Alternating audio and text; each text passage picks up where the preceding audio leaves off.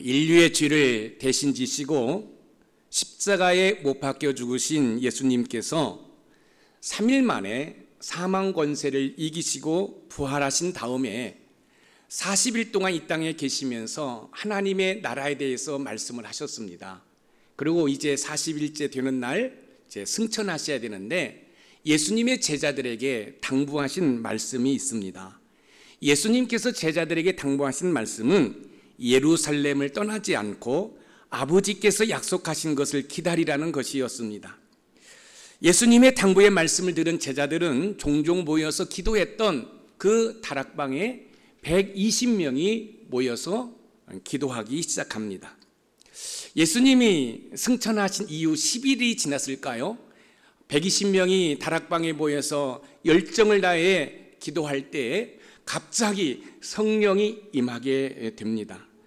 급하고 강한 바람 같은 소리가 기도하는 다락방에 가득하여 다락방에 모인 사람들이 성령의 충만을 받아 성령이 말하게 하심을 따라 다른 언어들로 말하기를 시작합니다.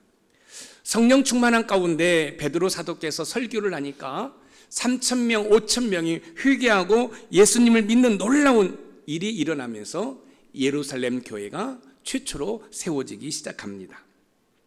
서로 물건을 나누며 날마다 마음을 같이하여 성전에 모이기를 힘쓰고 기쁨으로 음식을 먹으며 하나님을 찬미할 때 구원받는 사람들을 날마다 더하게 하십니다. 신비로운 것은 나면서부터 걷지 못한 자가 걷는 놀라운 역사가 일어나고 있습니다. 여러분, 이런 역사가 일어날 때 이제 로마의 정부가 교회를 핍박하기 시작합니다. 다른 말씀을 하면 로마 캐톨릭이 기독교를 핍박하기 시작합니다. 교회의 핍박이 강해질수록 교회는 뜨겁게 기도합니다. 교회가 열정적으로 기도할 때 사도들을 통해서 하나님의 표적이 나타나기 시작합니다. 놀랍습니다. 병든 자들이 고침받고 신비로운 일들이 일어나고 있습니다.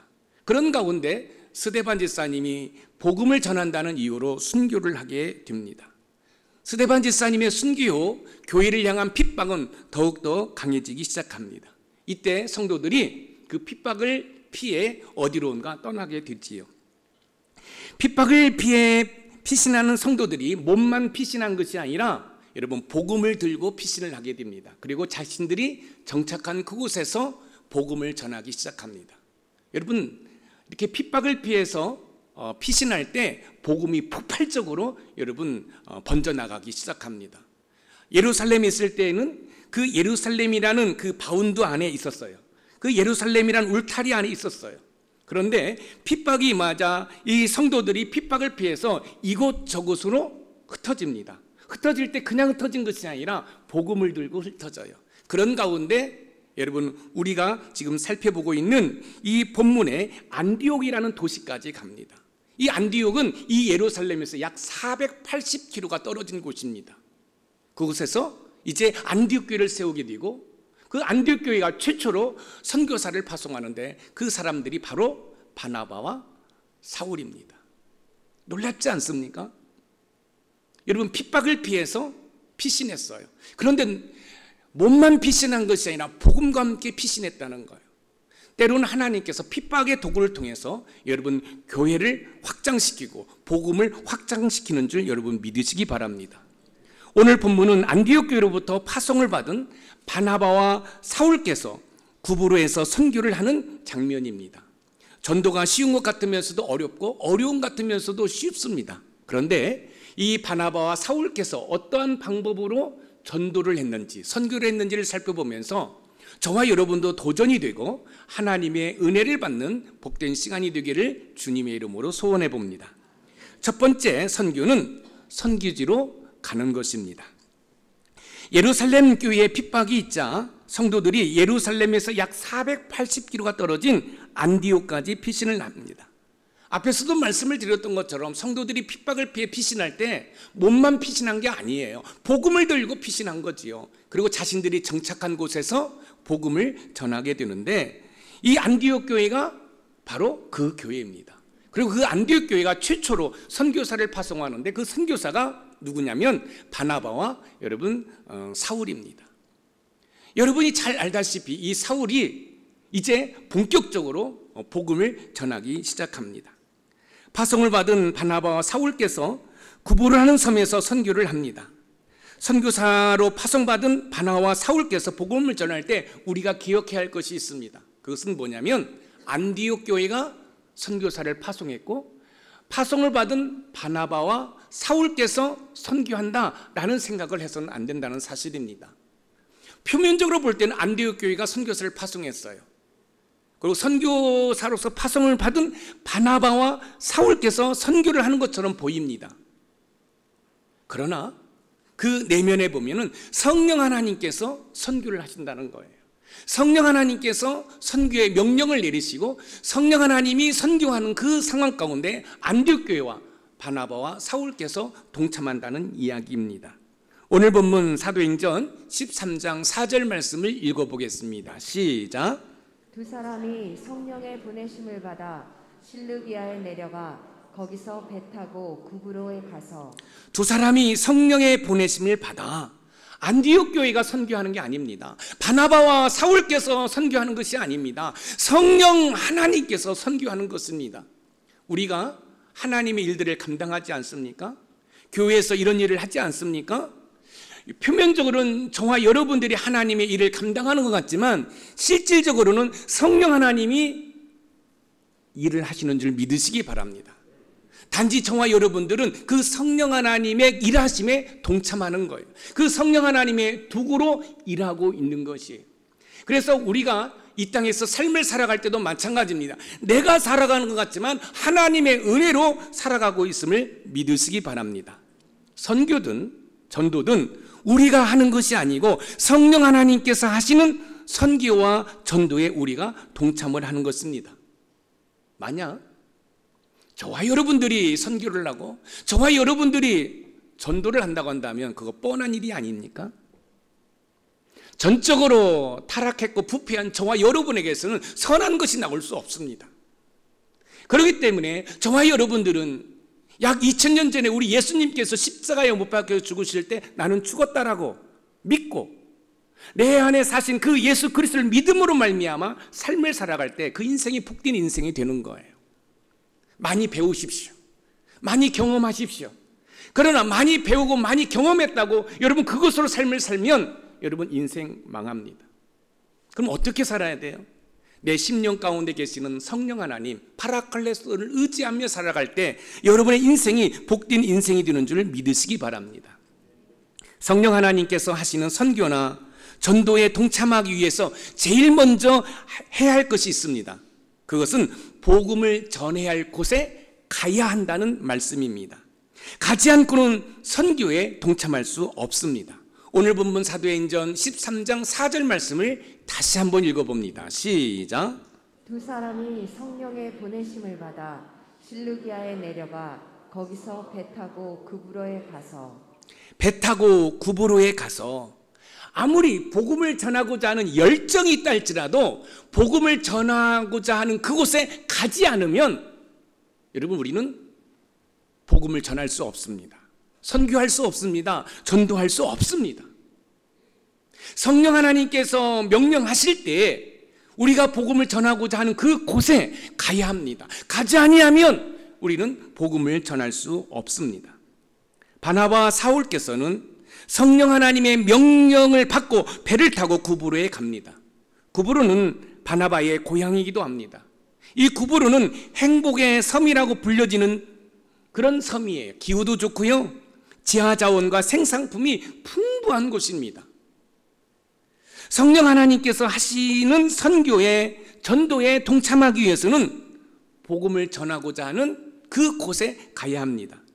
우리 예수님께서 명령하신 우리가 흔히 지상대명령이라고 하는 마태복음 28장에 보면은 거기에서도 우리 예수님께서 가라고 말씀하고 있습니다. 마태복음 28장 18절에서 20절 말씀을 읽어보겠습니다. 시작. 예수께서 나와 말씀하여 이르시되 하늘과 땅의 모든 권세를 내게 주셨으니 그러므로 너희는 가서 모든 민족을 제자로 삼아 아버지와 아들과 성령의 이름으로 세례를 베풀고 내가 너희에게 분부한 모든 것을 가르쳐 지키게 하라. 볼지어다 내가 세상 끝날까지 너희와 항상 함께 있으리라 하시니라. 그러므로 너희는 가서 하나님께서는 하늘과 땅의 모든 권세를 주셨으니 그러므로 가라는 것입니다. 선교나 전도는 가는 것에서부터 시작하는 것입니다. 성령 하나님의 선교에 동참하기 위해서 저와 여러분들은 세상 속으로 들어가야 됩니다. 사랑하는 성도 여러분, 아무리 복음에 열정이 있다 할지라도, 우리가 영혼을 구원하고자 하는 열정이 있다 할지라도 여러분 가지 아니하면 우리는 복음을 전할 수가 없습니다. 선교할 수 없습니다. 전도할 수 없습니다. 관계전도 119는 나의 삶이다, 이 사실을 실천하기 위해서는 저와 여러분들은 세상 속으로 들어가야 합니다. 가는 것에서부터 선교가 시작되는 것입니다. 가는 것에서부터 전도가 시작되는 것입니다. 가지 아니하면 선교할 수 없습니다. 가지 아니하면 전도할 수 없습니다. 저와 여러분들은 성령 하나님께서 명령하시는 그곳에 갈 수 있는 은혜가 있기를 주님의 이름으로 축원드립니다. 두 번째 선교는 복음을 전하는 것입니다. 선교나 전도를 하기 위해서 세상 속으로 갔다면 이제 해야 할 일은 복음을 전하는 것입니다. 오늘 본문 사도행전 13장 5절 말씀을 읽어보겠습니다. 시작. 살라미에 이르러 하나님의 말씀을 유대인의 여러 회당에서 전할세 요한을 수행원으로 두었더라. 하나님의 말씀을 유대인의 여러 회당에서 전할세 바나바와 사울께서는 구브로 섬의 주요 도시 가운데 하나인 살라미에 도착하자 유대인들의 회당에 들어가서 하나님의 말씀을 전합니다. 그렇습니다. 갔습니다. 가고 여러분 관광하는 게 아닙니다. 가서 복음을 전하는 것입니다. 하나님의 선교에 동참하기 위해 세상 속으로 들어갔다고 한다면 만나는 사람들에게 복음을 전해야 합니다. 국내에서 전도를 하거나 먼 나라에 가서 선교를 하기 위해 갔을 때 제일 먼저 해야 할 것은 복음을 전하는 것입니다. 왜냐하면 복음에는 구원하는 능력이 있기 때문에 그렇습니다. 로마서 1장 16절을 읽어보겠습니다. 시작. 내가 복음을 부끄러워하지 아니하노니 이 복음은 모든 믿는 자에게 구원을 주시는 하나님의 능력이 됨이라. 먼저는 유대인에게요 그리고 헬라인에게로다. 이 복음은 모든 믿는 자에게 구원을 주시는 하나님의 능력이 됨이라. 여러분 사도 바울께서는 이 복음을 부끄러워하지 않는다는 거예요. 왜 부끄러워하지 않을까요? 여러분 그 복음에는 하나님의 능력이 있기 때문이라고 말씀을 하고 있습니다. 자 보세요. 성령 하나님께서 바나바와 사울에게 명령을 하셨어요. 가라는 거지요. 그래서 이 바나바의 고향인 구브로에 갑니다. 특별히 오늘 본문에 보면 이 살람이라는 그 곳에 가서 제일 먼저 유대인의 회당에 들어가서 하나님의 말씀을 전해요. 여러분 복음을 전하고 있습니다. 그런데 이 사도 바울께서 나는 복음을 부끄러워하지 않는다라고 이야기하고 있어요. 왜 그럴까요? 그 복음에는 구원하는 능력이 있기 때문이라고 이야기를 하고 있습니다. 여기서 능력은 헬라어로 듀나미스예요. 우리가 바위라든지 어떤 큰 산을 파괴할 때 쓰는 다이나마이트가 있지 않습니까? 이 다이나마이트라는 이 단어가 이 헬라어 듀나미스에서 온 거예요. 왜 이 사도행전을 쓴 의사인 누가가 이 능력을 듀나미스로 사용했을까요? 그것은 하나님의 능력, 다시 말씀드리면 복음의 능력이 그만큼 뭐예요? 역동적이고 폭발적이라는 것을 지금 보여주고 있는 것이에요. 여러분 여기 있는 김 목사가 변화가 되었어요. 무엇으로 변화가 되었죠? 복음의 능력입니다. 여러분이 변화가 되었습니다. 여러분이 구원받았습니다. 할렐루야. 여러분들이 지금 하늘나라의 소망을 들고 저 천국을 소망을 두고 살아가고 있습니다. 어떻게 되었지요? 복음의 능력입니다. 복음이 우리를 변화시켰고 복음이 하나님의 자녀로 삶을 살아가게 했다는 사실입니다. 할렐루야. 하나님의 강력한 능력은 그리스도의 보혈의 공로를 믿음으로 죄사함 받아 구원에 이른다는 사실을 믿는 자들에게 나타나는 것입니다. 복음은 복된 소리입니다. 뭐가 복된 소리일까요? 예수님을 믿으면 구원받는다는 거지요. 이것이 복음이에요. 선교와 전도는 성령 하나님께서 명령하신 곳에 가서 복음을 전하는 것입니다. 바나바와 사울께서는 성령 하나님의 명령을 받고 구브로에서, 그것도 유력 인사들이 많이 살고 있는 살라미에서 여러분 복음을 전했습니다. 이처럼 선교는, 전도는 예수님을 믿어야 구원을 받는다라고 선포해야 합니다. 사도행전 16장 31절 말씀을 읽어보겠습니다. 시작. 주 예수를 믿으라. 그리하면 너와 내 집이 구원을 받으리라. 주 예수를 믿으라. 예수님을 믿으라고 전해야 하는데, 여러분 어떤 생각과 어떤 마음으로 복음을 전해야 될까요? 주 예수를 믿어라. 여러분, 우리는 복음을 전해야 할 곳에 가서 복음을 전해야 되는데 어떤 생각, 어떤 마음으로 복음을 전해야 할까요? 디모데후서 4장 2절 말씀을 한번 읽어봅니다. 시작. 너는 말씀을 전파하라. 때를 얻든지 못 얻든지 항상 힘쓰라. 범사에 오래 참음과 가르침으로 경책하며 경계하며 권하라. 너는 말씀을 전파하라. 때를 얻든지 못 얻든지 항상 힘쓰라. 여기에서 전파라는 것은 믿는 사람들 앞에서 설교하는 수준이 아니라 그 당시 황제 숭배를 비롯해 거짓 교사들과 우상 숭배하는 자들 앞에서 선포하되 그것이 나의 임무인 양 선포해야 된다는 거예요. 여러분, 황제를 신으로 숭배를 해요. 그곳에서 복음을 전한다는 것은 생명을 걸고 복음을 전해야 하는 것입니다. 우상 숭배로 가득 차 있습니다. 여러분, 정치 권력을 잡은 사람들이 다 황제를 숭배하고 우상 숭배하는 곳입니다. 여러분, 그곳에서 복음을 전하다 여러분 죽을 수가 있습니다. 우리가 살펴보았던 스데반 집사님도 복음을 전한다는 이유로 순교를 당했습니다. 그런데 그런 곳에서 복음을 전할 때 어떤 마음, 어떤 생각으로 복음을 전하냐면 그것이 나의 임무라 생각하고 복음을 전한다는 거예요. 사랑하는 성도 여러분, 오늘 여러분들이 만나는 사람들이 있을 것입니다.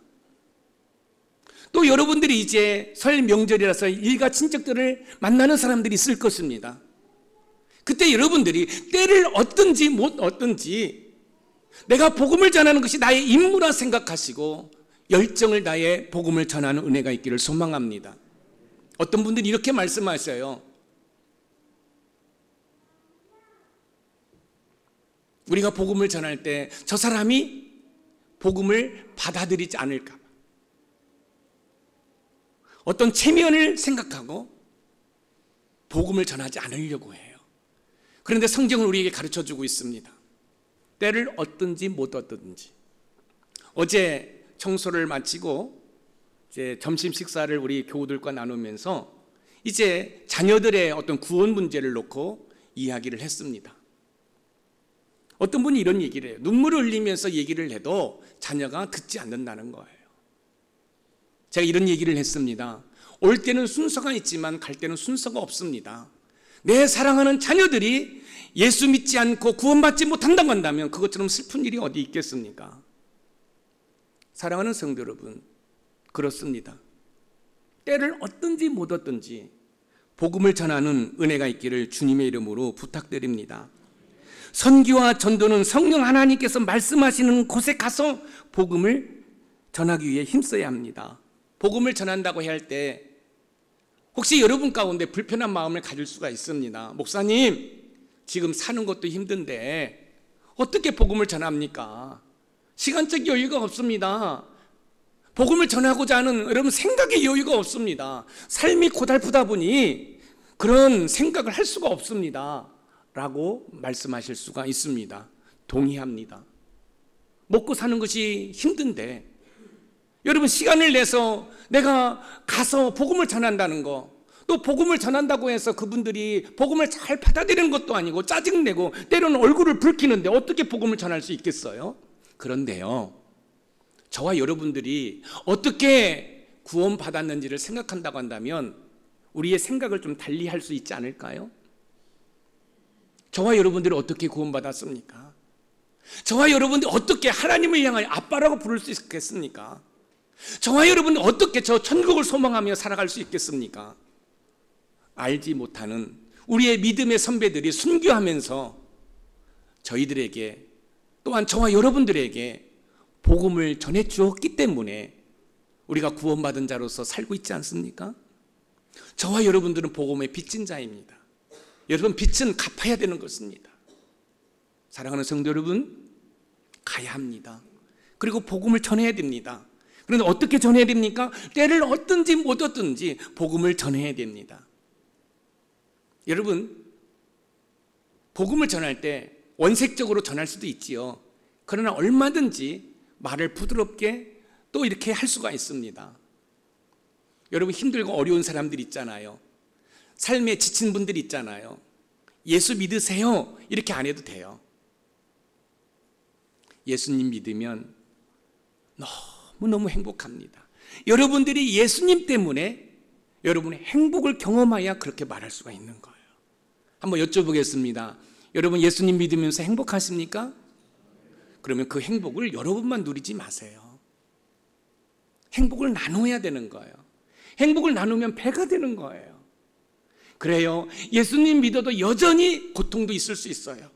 예수님 믿어도 여전히 아픔이 있을 수 있어요. 그러나 그 아픔 가운데, 고통 가운데 예수님만 묵상하면 가슴이 뜨거워지지 않습니까? 내가 힘들고 지쳐 있을 때 나를 위해서, 나를 구원하기 위해서 십자가에서 물 한 방울, 피 한 방울 남기지 않고 쏟으신 그 예수님을 묵상하면 여러분 가슴이 벌렁거리지 않습니까? 따뜻해지지 않습니까? 그리고 그래, 우리 예수님께서 나를 구원하시기 위해서 십자가에 못 박혀 죽으신 그 주님, 지금도 하나님의 우편 보좌에서 나를 위해서 중보기도 하고 계시지. 내가 용기를 잃으면 안 되지. 내가 열심히 해야지. 이럴 때 믿음대로 될지어다 말씀해 주시는 줄 믿으시기 바랍니다. 복음은 전해도 되고 안 전해도 되는 것이 아니라 나의 임무처럼 생각하고 언제든지 전하기 위해 힘써야 합니다. 복음을 힘써 전하는 우리 높은산 샘물의 모든 가족이 되기를 주님의 이름으로 축복합니다. 마지막으로 세 번째, 선교는 영혼을 구원하는 것입니다. 선교나 전도를 하기 위해서 세상 속으로 들어가 복음을 전해 죽어가는 영혼들을 구원해야 합니다. 선교나 전도의 핵심은 복음을 통해서 죽어가는 영혼들을 구원하는 것입니다. 바나바와 사울께서 성령 하나님의 명령을 받고 구브로의 수도라고 말할 수 있는 바보에 이제 도착하게 됩니다. 도시 이름이 바보의 바보.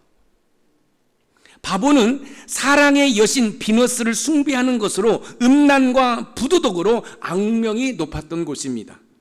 여러분, 대도시나 대학가에 가면 여러분 클럽이 있고 여러분 유흥업소들이 많지 않습니까? 여기 구브로의 이 바보도 여러분 어떻게 보면 수도라고 말할 수가 있어요. 이 수도에 뭐예요? 비너스를, 여러분 그거 아시죠? 여러분 이렇게 여자의 이 몸매가 있고 팔이 끊겨진 이 비너스, 그게 여러분 음란의 신이에요. 여러분 그런 신을 섬기는 그 바보에 들어가게 됩니다. 온갖 세상의 타락한 문화가 가득한 곳입니다. 그곳에 바나바와 사울께서 복음을 전하기 위해서 들어갑니다. 바보에 도착한 바나바와 사울께서는 구세주의 아들이라는 뜻을 가지고 있는 바예수라는 유대인 거짓 선지자의 마술사를 만나게 됩니다. 바예수라는 마술사는 구브로를 다스린 총독과 함께 있습니다. 여러분, 총독과 함께 있다는 것은 여러분 총독에게 붙어 있다는 거예요. 그 당시 지도자들은 종종 개인 마술사를 두었다고 그래요. 이 마술사라는 것이 우리가 뭐 마술하는 그런 마술사가 아니라 여러분 점쟁이에요. 그러니까 여러분 총독이 점쟁이를 옆에 두고 있는 거예요. 왜요? 여러분 정책을 결정할 때 이 점쟁이의 도움을 받는 것이지요. 그러니까 여러분 이 바예수라는 이 유대인의 거짓 선지자, 이 마술사가 얼마나 파워가 있는지 우리는 알 수가 있는 것이에요. 오늘 본문 사도행전 13장 6절에서 7절 말씀을 우리 같이 읽어봅니다. 시작. 온 성 가운데로 지나서 바보에 이르러 바예수가 아닌 유대인 거짓 선지자인 마술사를 만나니 그가 총독 서기오 바울과 함께 있으니 서기오 바울은 지혜 있는 사람이라. 바나바와 사울을 불러 하나님의 말씀을 듣고자 하더라. 바나바와 사울을 불러 하나님의 말씀을 듣고자 하더라. 여러분 이 총독이 이 바나바와 사울을 불러 하나님의 말씀을 듣고자 해요. 이 총독이 지혜가 있었어요. 그런데 이 총독의 옆에는 바예수라는 거짓 선지자 마술사가 붙어 있었던 거죠. 그런데 이 바나바와 이 사울께서 전하는 복음의 소식을 듣게 되는 거예요. 그래서 이 바나바와 사울을 초청해서 하나님의 말씀을 들으려고 하니까 이 거짓 선지자, 이 점쟁이가 그것을 힘써 막는 거예요. 왜 막을까요? 만약에 이 총독이 예수님을 믿어버리면 자신의 위치가 뭐 하는 거예요? 없어지는 거예요. 그러니까 이 총독이 복음을 듣지 못하도록 막는 거예요. 그렇습니다. 여러분, 사단 마귀는 할 수만 있으면 복음을 듣지 못하도록 방해를 하는 거예요. 여러분들이 오늘 이 설교를 들으면서 그래, 오늘 내가 우리 부모님에게 복음을 전해야지, 내가 친구에게 복음을 전해야지, 우리 조카들의 복음을 전해야지. 그럴 때 여러분, 사단 마귀가 여러분의 생각과 마음에 에이, 오늘 명절 같은 날에 그 얘기해서 분위기를 흐트리면 안 돼, 이런 생각을 줄 수 있다는 거예요. 사랑하는 성도 여러분, 사단 마귀는 할 수만 있으면 복음을 듣지 못하게 해요. 왜요? 여러분, 복음을 들으면 하나님을 믿고 구원받으니까. 사탄 마귀의 전략은 뭐예요? 하나님으로 떨어져 영원한 지옥 가운데에서 영원한 멸망을 받는 것이 그들의 전략이에요. 그들의 목표예요. 여러분, 이 총독이 하나님의 말씀을 듣고자 하니까 이 거짓 선지자, 이 마술사가 이 총독이 복음을 듣지 못하도록 힘써 여러분 막았다는 사실입니다. 구부를 다스린 총독이 바나바와 사울을 불러 하나님의 말씀을 듣고자 할 때 거짓 선지자 마술사는 총독이 그 복음을 믿지 못하도록 방해를 합니다. 왜 방해를 할까요? 총독이 예수 그리스도를 믿음으로 말미암아 믿게 되면 여러분, 자신의 그 모든 것들이 필요치 않다라는 것을 알기 때문에 막고 있는 거지요. 총독으로 하여금 하나님의 말씀을 듣지 못하도록 거짓 선지자인 마술사가 힘쓰자 그 사실을 누가 보고 있습니까? 여러분, 이 사울께서 보고 있어요. 그리고 놀라운 이야기를 하는 장면이 나오는데요. 오늘 본문 사도행전 13장 9절에서 10절 말씀입니다. 한번 읽어보겠습니다. 시작. 바울이라고 하는 사울이 성령이 충만하여 그를 주목하고 이르되 모든 거짓과 악행이 가득한 자요 마귀의 자식이요 모든 이의 원수요 주의 바른 길을 굽게 하기를 그치지 아니하겠느냐. 바울이라고 하는 사울이 성령이 충만하여 드디어 이제 사도 바울의 이름이 나오고 있습니다. 지금까지는 사울이에요. 여러분, 사울의 뜻이 어떤 뜻이죠? 큰 자예요. 큰 자. 근데 바울은 뭐예요? 작은 자예요. 이제 이 바울의 이름이 계속해서 이제 뭐예요? 이제 불려질 것이에요. 성령 충만한 사도 바울께서 거짓 선지자인 마술사의 악행을 폭로하기 시작합니다.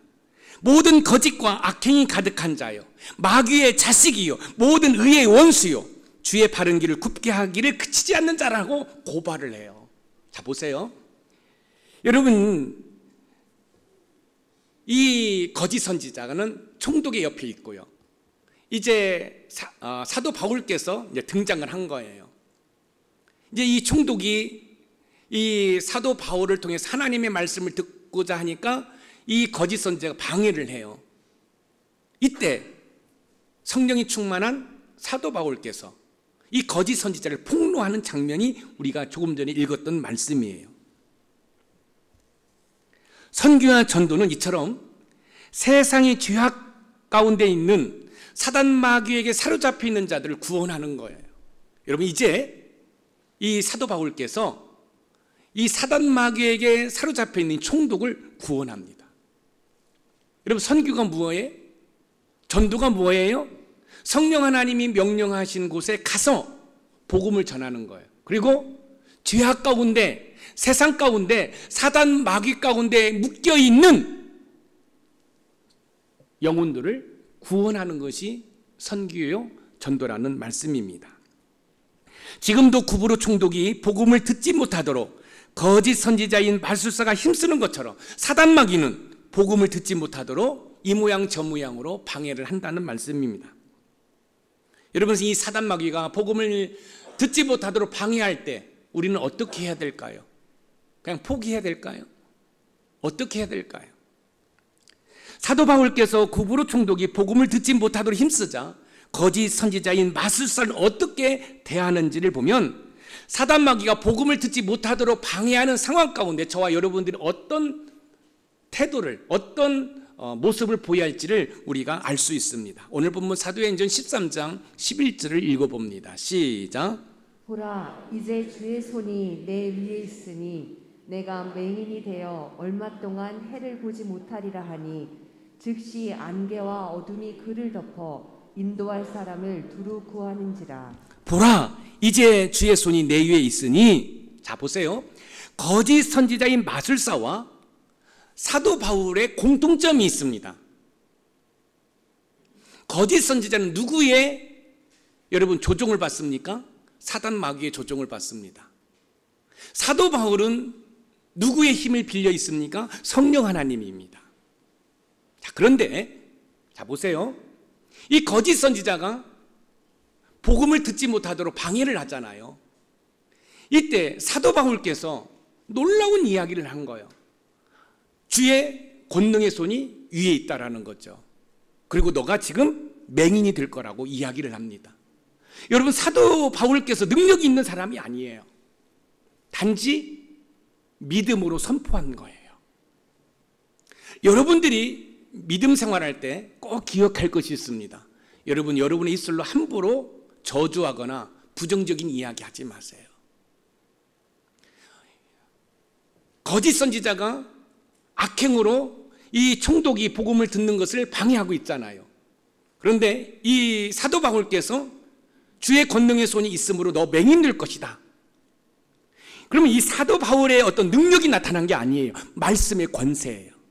여러분 그거 아십니까? 하나님께서 저와 여러분들에게 말씀의 권세를 허락해 주신 줄 믿으시기 바랍니다. 그래서 여러분들이 할 수만 있으면 믿음의 말을 하시기 바랍니다. 그리고 긍정적이고 진취적이고 소망적인 생각을 하시기 바랍니다. 사도 바울께서 말로 선포했어요. 그런데 그 말로 선포한 그 내용을 누가 들으셨어요? 하나님이 들으신 거예요. 하나님이 들으시고 역사하신 거예요. 그리고 이 거짓 선지자가 여러분 잠시 동안 앞을 보지 못합니다. 사랑하는 성도 여러분, 제가 언젠가 이런 말씀을 드렸습니다. 하나님의 자녀가 생각만 해도 하나님은 일하신다고. 할렐루야. 꼭 기억하시기 바랍니다. 저도 두 자녀를 둔 아빠입니다. 자녀들이 아빠한테 말을 하지 않아도 아빠가 자녀들의 뜻과 생각을 알고 먼저 해줄 때가 있어요. 우리 하나님도 마찬가지입니다. 아빠는 능력이 없지만, 아빠는 부족하지만 만군의 여호와 창조주 하나님은 전지전능하신 분이에요. 전지 모든 것을 아셔요. 전능 모든 것을 하실 수 있어요. 그렇기 때문에 이 사도 바울께서 믿음으로 선포한 거예요. 주의 권능의 손이 있으므로 네가 맹인이 될 것이다. 왜요? 악행을 저지르니까. 그런데 사도 바울께서 선포한 대로 뭐예요? 맹인이 됩니다. 놀라운 사실은 구브로의 총독이 그 사실을 보고 예수님을 믿습니다. 오늘 보면 사도행전 13장 12절을 읽어봅니다. 시작. 이에 총독이 그렇게 된 것을 보고 믿으며 주의 가르치심을 놀랍게 여기더라. 주의 가르치심을 놀랍게 여기느니라. 구브로의 총독은 성령 하나님의 역사를 보고 믿었지만 더 놀라운 사실은 주의 가르침에 놀랐다라는 거예요. 주의 가르침에. 여러분, 사도 바울께서 가르치는 것을 주의 가르침으로 받아들였다는 거예요. 목사가 설교하지만 여러분들이 그 목사의 설교할 때는 주의 말씀으로 받아들일 때 여러분에게 능력이 나타남을 믿으시기 바랍니다. 전 목사의 이야기야. 그렇게 치부해버리면 여러분들은 믿음 생활하면서 하나님의 이적과 기적을 경험할 수가 없습니다. 사랑하는 성도 여러분, 꼭 기억하십시오. 여러분, 오늘부터 여러분들이 믿음의 말, 긍정의 말을 하시는 은혜가 있기를 소망합니다. 여러분, 사도 바울께서 어떤 능력이 있어서 여러분 그 거짓 선지자가 맹인이 된 게 아니에요. 입술의 권세, 할렐루야, 말의 권세예요. 그래서 여러분 남편을 축복하시기 바랍니다. 여러분의 아내를 축복하시고 여러분의 자녀들을 축복하시기 바랍니다. 꼭 기억하십시오.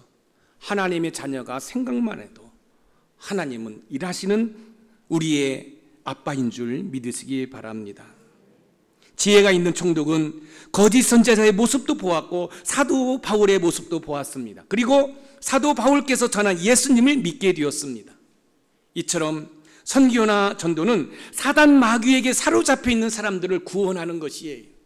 여러분들 꼭 기억하시기 바랍니다. 선교를 하든 전도를 하든 성령 하나님께서 지시한 곳으로 가는 거죠. 가서 복음을 전함으로 그 복음을 통해서 죽어가는 영혼을 구원하는 것이 여러분 선교요 전도라는 사실입니다. 이 땅에서 제일 가치 있는 일이 있다면 뭐가 있을까요? 영혼 구원이 아니겠습니까? 지옥 갈 수밖에 없는 영혼을 구원해서 천국으로 가게 하는 것이지요.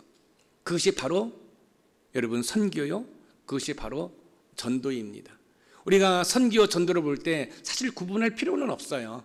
근데 전도는 국내에서 하는 거, 선교는 해외로 나가는 거, 이렇게 구분해 놓았지만 실질적으로 우리는 한 단어로 그냥 선교한다, 우리는 전도한다, 이렇게 말하면 되는 거예요.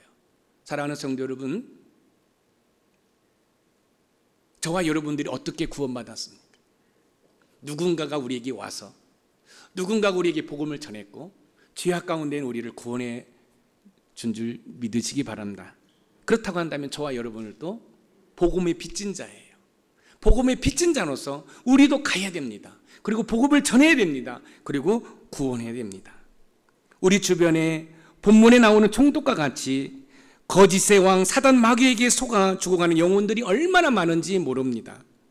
여러분 조금만 귀를 기울여 들어보십시오.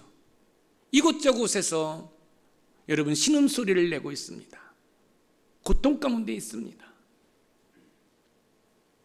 때로는 예수님을 믿어도 힘들고 고달픈 것들이 있을 수 있지요. 그러나 여러분 우리의 어떤 힘듦과 저들의 힘듦은 차원이 다릅니다.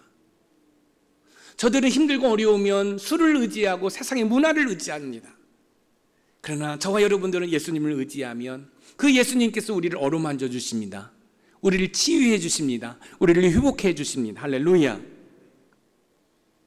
그러므로 지금도 죽어가는 영혼들에게 가서 복음을 전함으로 구원한다면 그 일이 가장 가치 있는 일이라 생각합니다.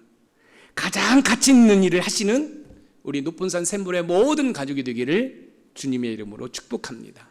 오늘 말씀의 키워드입니다. 같이 한번 읽어봅니다. 시작. 선교와 전도는 세상 속으로 들어가 복음을 전해 죽어가는 영혼을 구원하는 것이다. 아멘. 여러분 선교든 전도든 세상 속으로 들어가 복음을 전함으로 죽어가는 영혼들을 구원하는 것이 선교요 전도라는 사실을 기억하고 때를 얻든지 못 얻든지 복음을 전하는 저와 여러분의 삶이 되기를 주님의 이름으로 축복합니다.